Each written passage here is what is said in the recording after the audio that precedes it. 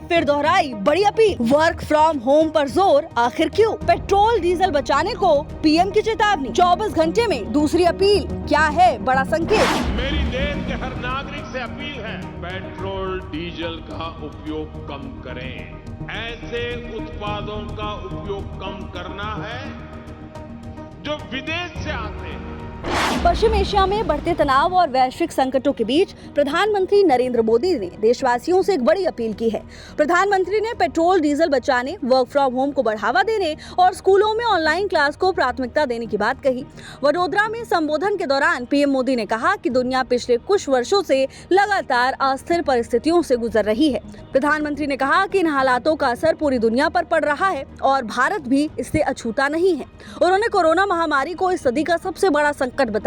कहा कि पश्चिम एशिया में युद्ध जैसे हालात इस दशक के बड़े संकटों में शामिल हैं। पीएम मोदी ने लोगों से अपील की कि देश के संसाधनों पर बोझ कम करने के लिए हर नागरिक को अपनी जिम्मेदारी निभानी होगी। उन्होंने कहा कि हमें ऐसे उत्पादों का कम इस्तेमाल करना चाहिए जो विदेश से आते हैं और ऐसे कामों से भी बचना चाहिए जिनमें विदेशी मुद्रा ज्यादा खर्च होती है। इसी के तहत प्रधानमंत्री ने पेट्रोल डीजल की बचत पर जोर देते हुए कहा कि जहां संभव हो वहां वर्क फ्रॉम होम अपनाया जाए, स्कूलों में ऑनलाइन क्लास को प्राथमिकता दी जाए। दिलचस्प बात यह है कि 24 घंटे के भीतर पीएम मोदी ने दूसरी बार इस अपील को दोहराया है। ऐसे में राजनीतिक और आर्थिक गलियारों में इस बयान के कई मायने निकाले जा रहे हैं। क्या ये सिर्फ ईंधन बचाने की अपील है या फिर आने वाले समय के लिए सरकार किसी बड़े आर्थिक दबाव को लेकर पहले से तैयारी कर रही है?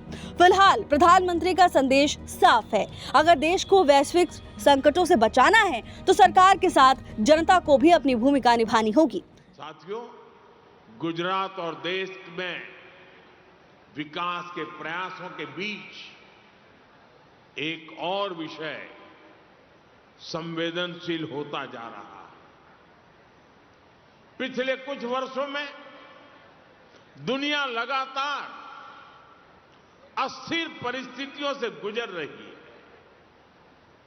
पहले कोरोना का संकट,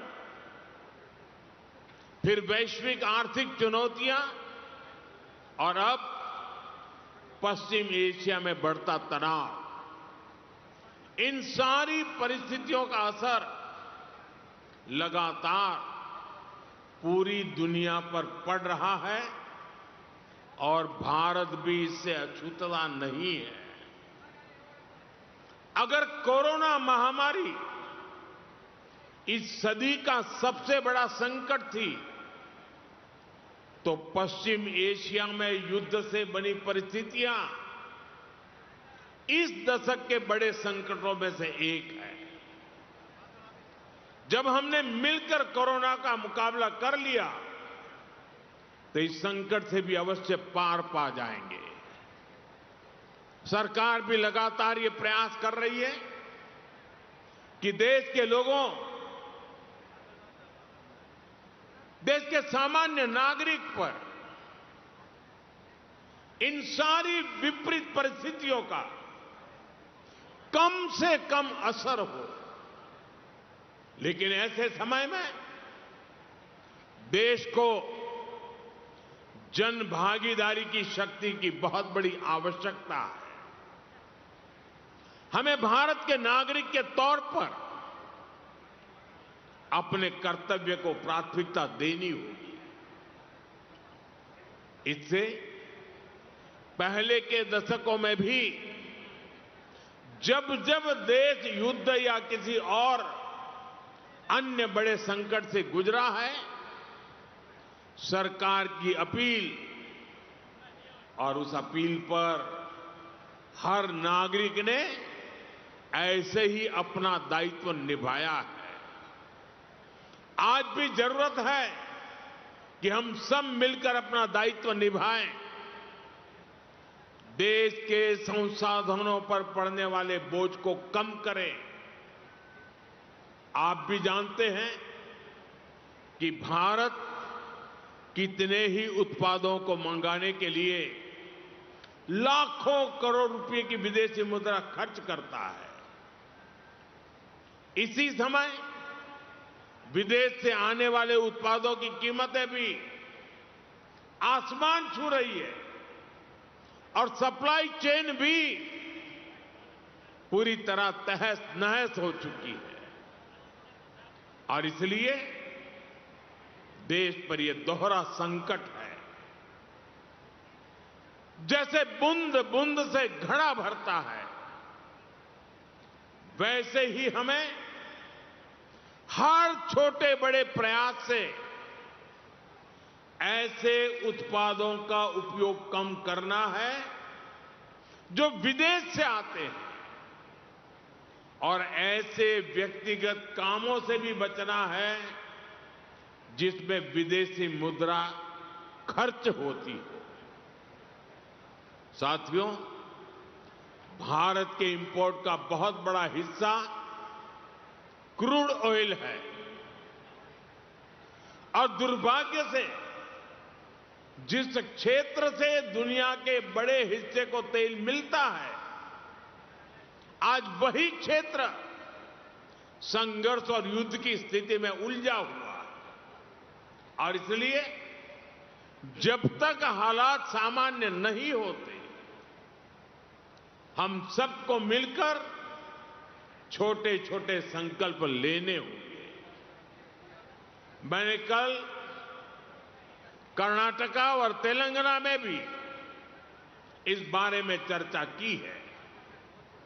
मैं आज गुजरात में भी अपने आग्रहों पर फिर से जोर दे रहा हूं और आप पर तो मेरा ज्यादा हक है, इसलिए जरा हक से कहने वाला हूं।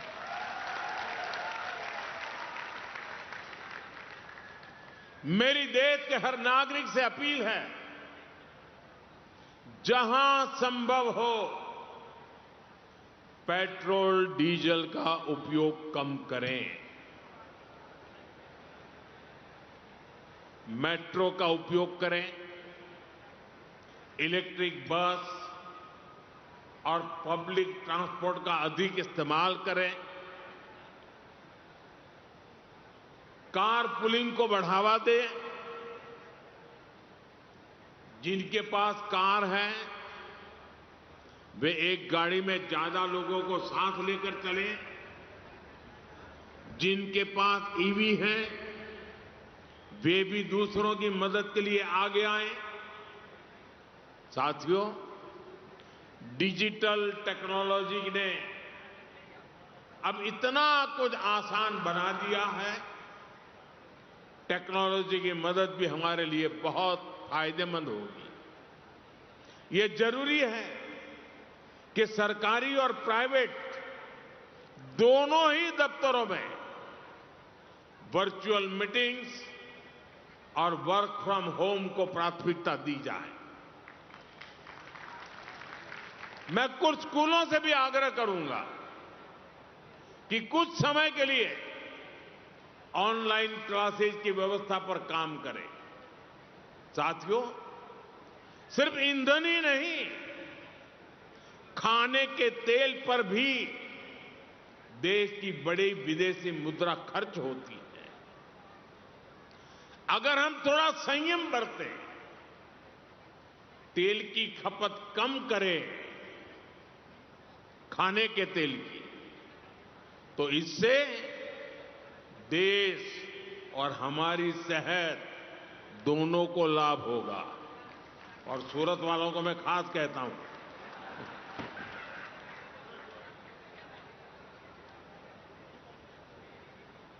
इसी तरह मैं आज समाज के सभी भाई बहनों से, मैं आपके परिवार का सदस्य हूं इसलिए आग्रह से कहता हूं, और इसमें तो आपको आगे आकर के मेरी मदद करनी पड़ेगी। सोने की आयात पर भी देश का बहुत बड़ा पैसा विदेश जाता है। मैं आप सबसे, देशवासियों से आग्रह करूंगा कि जब तक हालात सामान्य न हो, हम सोने की खरीद को टालें। गोल्ड की जरूरत नहीं है।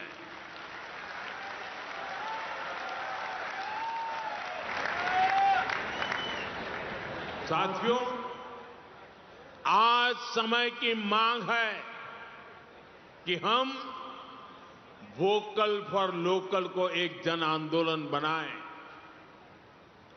विदेशी सामान की जगह लोकल उत्पादों को अपनाएं, अपने गांव, अपने शहर, अपने देश के उद्यमियों को हम ताकत दें। यहां लोग बैठे हैं, बहुत अच्छी चीजें बनाते हैं, श्रेष्ठ चीजों का उत्पादन करते हैं।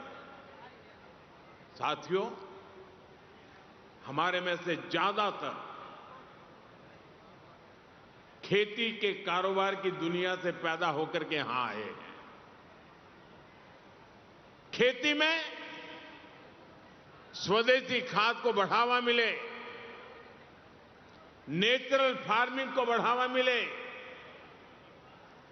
डीजल पंप की जगह सोलर पंप्स का उपयोग बढ़े।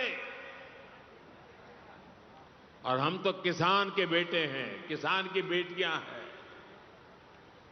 हमें अपना खेत सबसे पहले बचाना है, हमें अपनी धरती मां को बचाना है, हमें केमिकल फर्टिलाइजरों से अपनी धरती मां को मारना नहीं चाहिए। हमारे खेत को बचाना है, हमारी धरती मां को बचाना है। और इसलिए मैं आप सबसे आग्रह करूंगा कि आप अपने गांव में हर किसान भाई बहन को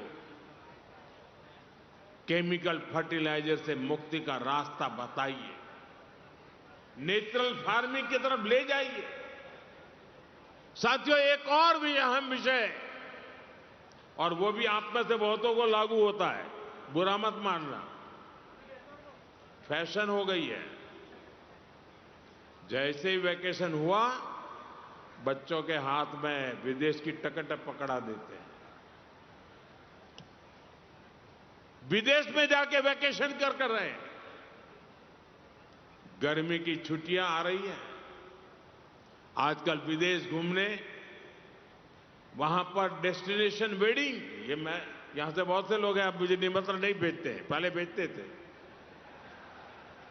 क्योंकि विदेश में ही शादी करते थे, अब बंद कर रहे हैं। ये विदेश में वेडिंग, इनका फैशन खूब बढ़ रहा है, और लेकिन इस पर भी बहुत विदेशी मुद्रा खर्च होती है। साथियों, आप सोचिए, क्या भारत में ऐसी जगह नहीं है जो हम अपनी वैकेशन वहां मनाएं, हमारे बच्चों को हमारा इतिहास पढ़ाएं, हम अपने स्थानों पर गर्व करें। और जरूरी है कि भारत में ही अपनी वैकेशन मनाएं। और वेडिंग के लिए भी मैं नहीं मानता हूं कि भारत से अधिक कोई अच्छी पवित्र जगह हो सकती है हमारे लिए।